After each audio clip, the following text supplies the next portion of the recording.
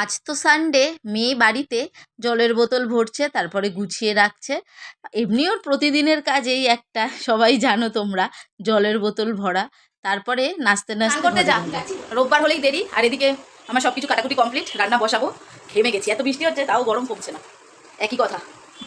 এদিকে ভাতের জন্য গরম জল বসিয়ে দিয়েছি, চাল ধোয়া আছে, মাংসের জন্য আলু কাটা, পেঁয়াজ বানানো, এই যে মশলা পেস্ট হবে, এগুলো সব বানিয়ে রেখেছি।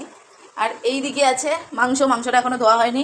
রান্নাঘরের অবস্থা খুব খারাপ, এখন গোছানো হবে। ভাতের জল ফুটে গেছে, রান্নাটা বসিয়ে দিই, আসছি আবার। এই সানডে এলেই মনে হয় যে কি রান্না করব। এমনি তো প্রতিদিন ঘুম থেকে উঠে ভাবি যে আজ কি রান্না করব। যাই হোক, সানডে মানেই চিকেন বা মাটন।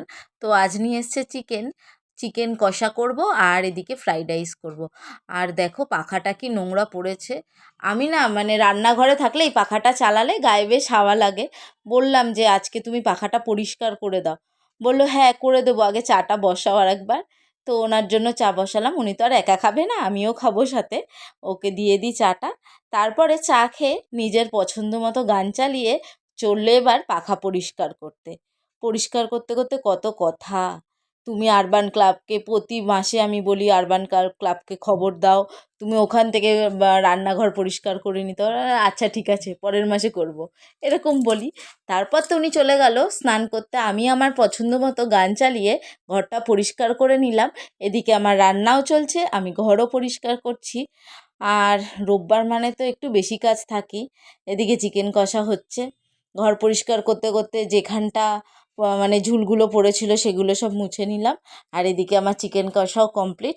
এইবারে আমি যাব সব কিছু গুছিয়ে স্নান করতে। স্নান করে এসে তারপরে তিনজনে মিলে বসবো খেতে। এই যে চিকেন কষা আর হচ্ছে ফ্রাইড রাইস। আমার কর্তামশাই চিকেন এক পিসই খায়, ও একদম পছন্দ করে না, মাটনটাই ভালোবাসে। আর এই যে মেয়েও 2 পিস, আমিও 2 পিস, ব্যাস এই হচ্ছে আমাদের খাওয়া দাওয়া। আজ এসছে মেয়ের বিজ্ঞান মঞ্চ থেকে বই। ওর বাবাই এই বিজ্ঞান মঞ্চে ওর জন্য সাবস্ক্রিপশান করে রেখেছে, ইয়ারলি সাবস্ক্রিপশানটা করেছে। আর 3 মাসে 2টো করে বই আসে।